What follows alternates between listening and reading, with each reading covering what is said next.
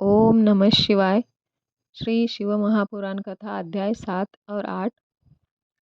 अध्याय 7 श्री शिवपुराण रुद्र संहिता तृतीय खंड। अध्याय 7 पार्वती का नामकरण और विद्याध्ययन। नारद का हिमवान के यहाँ जाना, पार्वती का हाथ देकर भावी फल बताना। चिंतित हुए हिमवान को आश्वासन दे पार्वती का विवाह शिवजी के साथ करने को कहना और उनके संदेह का निवारण करना। ब्रह्मा जी कहते हैं, नारद, मैना के सामने महातेजस्विनी कन्या होकर लौकिक पति का आश्रय ले वह रोने लगी। उसका मनोहर रुदन सुनकर घर की सब स्त्रियां हर्ष से खिल उठी और बड़े वेग से प्रसन्नता पूर्वक वहां आ पहुंची। नील कमल दल के समान श्याम कांति वाली उस परम तेजस्विनी और मनोरम कन्या को देखकर गिरिराज हिमालय अतिशय आनंद में निमग्न हो गए। तदनंतर सुंदर मुहूर्त में मुनियों के साथ हिमवान के अपनी पुत्री के काली आदि सुखदायक नाम रखे। देवी शिवा गिरिराज के भवन में दिनों दिन बढ़ने लगी। ठीक उसी तरह जैसे वर्षा के समय में गंगा जी की जलराशि और शरद ऋतु के शुक्ल पक्ष में चांदनी बढ़ती है। सुशीलता आदि गुणों से संयुक्त तथा बंधुजनों की प्यारी उस कन्या के कुटुंब के लोग अपने कुल के अनुरूप पार्वती नाम से पुकारने लगे। माता ने कालिका को उमा कहकर तप करने से रोका था। मुने इसलिए वह सुंदर मुख वाली गिरिराज नंदिनी आगे चलकर लोक में उमा के नाम से विख्यात हो गई। नारद, तदनंतर जब विद्या के उपदेश का समय आया तब शिवा देवी अपने चित्त को एकाग्र करके बड़ी प्रसन्नता के साथ श्रेष्ठ गुरु से विद्या पढ़ने लगी। पूर्व जन्म की सारी विद्याएं उन्हें उसी तरह प्राप्त हो गई जैसे शरतु काल में हंसों की पांत अपने अपस्वर्गा के तट पर पहुंच जाती है और रात्रि में अपना प्रकाश स्वतः महौषधियों का को प्राप्त हो जाता है। मुने, इस प्रकार मैंने शिवा की किसी एक लीला का ही वर्णन किया है, अब अन्य लीला का वर्णन करूंगा, सुनो। एक समय की बात है, तुम भगवान शिव की प्रेरणा से प्रसन्नता पूर्वक हिमाचल के घर गए। मुने, तुम शिव तत्व के ज्ञाता और उनकी लीला के जानकारों में श्रेष्ठ हो। नारद, गिरिराज हिमालय ने तुम्हें घर पर आया देख प्रणाम करके तुम्हारी पूजा की और अपनी पुत्री को बुलाकर उससे तुम्हारे चरणों में प्रणाम करवाया। मुनीश्वर फिर स्वयं ही तुम्हें नमस्कार करके हिमाचल के अपने सौभाग्य की सराहना की और अत्यंत मस्तक झुका हाथ जोड़कर तुमसे कहा। हिमालय बोले, हे मुने नारद, हे ब्रह्मपुत्रों में श्रेष्ठ ज्ञानवान प्रभु, आप सर्वज्ञ हैं और कृपापूर्वक दूसरों के उपकार में लगे रहते हैं। मेरी पुत्री की जन्म कुंडली में जो गुण दोष है उसे बताइए। मेरी बेटी किसकी सौभाग्यवती प्रिय पत्नी होगी? ब्रह्मा जी कहते हैं, मुनिश्रेष्ठ, तुम बातचीत में कुशल और कौतुकी तो ही है। गिरिराज हिमालय के ऐसा कहने पर तुमने कालिका का हाथ देखा और उसके संपूर्ण अंगों पर विशेष रूप से दृष्टिपात करके हिमालय से इस प्रकार कहना आरंभ किया। नारद बोले, शैलराज और मैना, आपकी यह पुत्री चंद्रमा की आदि कला के समान बड़ी है। समस्त शुभ लक्षण उसके अंगों में शोभा बढ़ाते हैं। यह अपने पति के लिए अत्यंत सुखदायिनी होगी और माता पिता की भी कीर्ति बढ़ाएगी। संसार की समस्त नारियों में यह परम साध्वी और स्वजनों को सदा महान आनंद देने वाली होगी। गिरिराज, तुम्हारी पुत्री के हाथ में सब उत्तम लक्षण ही विद्यमान है, केवल एक रेखा विलक्षण है। उसका यथार्थ फल सुनो।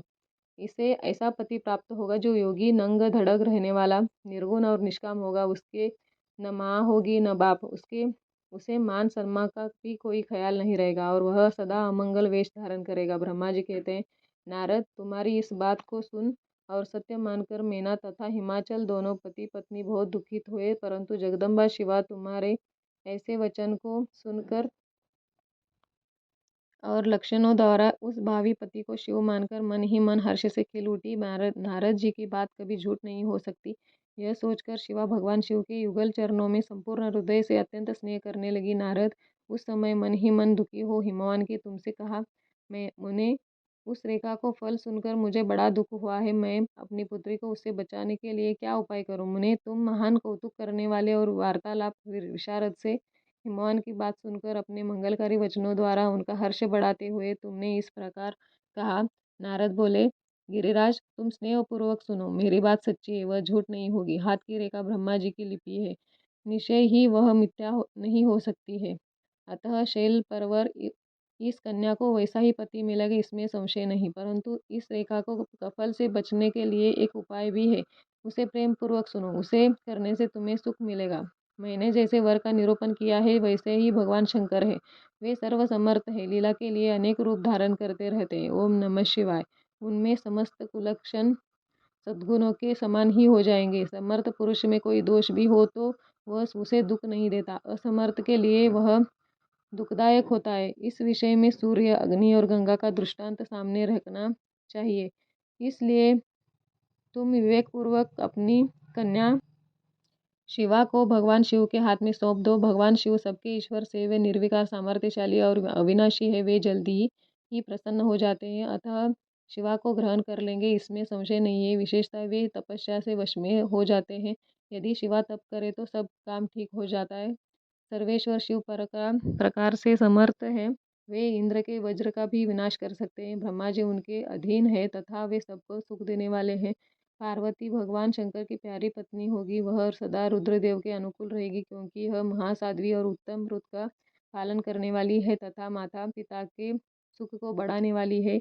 यह तपस्या करके भगवान शिव के मन को अपने वश में कर लेगी और वे भगवान भी इसके सिवा किसी दूसरी स्त्री से विवाह नहीं करेंगे। इन दोनों का प्रेम एक दूसरे के अनुरूप है।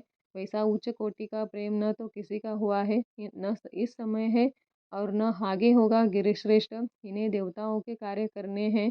उनके जो जो काम नष्ट प्राय हो गए हैं उन सब का इनके द्वारा पुनः उज्जीवन या उद्धार होगा।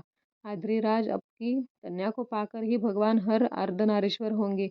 इन दोनों का पुनः हर्षपूर्वक मिलन होगा। आपकी यह पुत्री अपनी तपस्या के प्रभाव से सर्वेश्वर महेश्वर को संतुष्ट करके उनके शरीर के आधे भाग को अपने अधिकार में कर लेगी, उनका अर्धांग बन जाएगी। गिरिश्रेष्ठ, तुम्हें अपनी यह कन्या भगवान शंकर के सिवा दूसरे किसी को नहीं देनी चाहिए। यह देवताओं का गुप्त रहस्य है, इसे कभी प्रकाशित नहीं करना चाहिए। हिमालय ने कहा, ज्ञानी मुने नारद, मैं आपको एक बात बता रहा है, उसे प्रेम पूर्वक सुनिए और आनंद का अनुभव कीजिए। सुना जाता है महादेव जी सब प्रकार को आसक्तियों का त्याग करके अपने मन को संयम में रखते हुए नित्य तपस्या करते हैं। देवताओं की भी दृष्टि में नहीं आते। देवर्षि ध्यान मार्ग में स्थित हुए वे भगवान शंभु परब्रह्म में लगाए हुए अपनी मन को कैसे हटाएंगे? ध्यान छोड़कर विवाह करने को कैसे अद्यत होंगे? इस विषय में मुझे महान संदेह है। दीपक की लौ के समान प्रकाशमान, अविनाशी, प्रकृति से परे, निर्विकार, निर्गुण, सगुण, निर्विशेष और निरीह जो पर ब्रह्म है, वही उनका अपना सदाशिव नाम स्वरूप है। अतः वे उसी का सर्वत्र साक्षात्कार करते हैं, किसी बाह्य अनात्म वस्तु पर दृष्टि नहीं डालते। मुने, यहाँ आए हुए किन्नरों के मुख से उनके विषय में नित्य ऐसी बात सुनी जाती है, क्या वह बात मिथ्या ही है?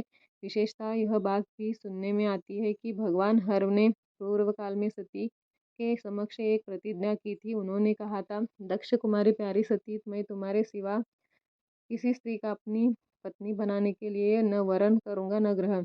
यह मैं तुमसे सत्य कहता हूँ। इस प्रकार सती के साथ उन्होंने पहले ही प्रतिज्ञा कर ली है। अब सती के पर मर जाने पर वे दूसरी किसी स्त्री को कैसे ग्रहण करेंगे? यह सुनकर तुमने कहा, महामते गिरिराज, इस विषय में तुम्हें चिंता नहीं करनी चाहिए। तुम्हारी यह पुत्री काली ही पूर्व काल में दक्ष कन्या सती हुई थी। उस समय इसी का सदा सर्वमंगलदायी सती नाम था। वे सती दक्ष कन्या होकर रुद्र की प्यारी बनी हुई थी। उन्होंने पिता के यज्ञ में अनादर पाकर तथा भगवान शंकर का भी अपमान हुआ देख क्रोध पूर्वक अपने शरीर त्याग दिया था। वे ही सती फिर तुम्हारे घर में उत्पन्न हुई है। तुम्हारी पुत्री साक्षात जगदम्बा शिवा है। यह पार्वती भगवान हर की कली होगी, इसमें संशय ही नहीं है। नारद, ये सब बातें तुमने हिमवान के विस्तार पूर्वक बताई। पार्वती का वह पूर्व रूप और चरित्र प्रीति को बढ़ाने वाला है। काली के उसे संपूर्ण पूर्व वृत्तांत को तुम्हारे मुख से सुनकर हिमवान अपनी पत्नी और पुत्र के साथ तत्काल संदेह रहित हो गए। इसी तरह तुम्हारे मुख से अपनी उस पूर्व कथा को सुनकर काली ने लज्जा के मारे मस्तक झुका लिया और उसके मुख पर मंद मुस्कान की प्रभा फैल गई। गिरिराज, हिमालय पार्वती के उस चरित्र को सुनकर उसके माथे पर हाथ फेरने लगे और मस्तक मूंदकर उसे अपने आसन के पास ही बैठा लिया। नारद, इसके पश्चात तुम उसी क्षण प्रसन्नता पूर्वक स्वर्ग लोक को चले गए।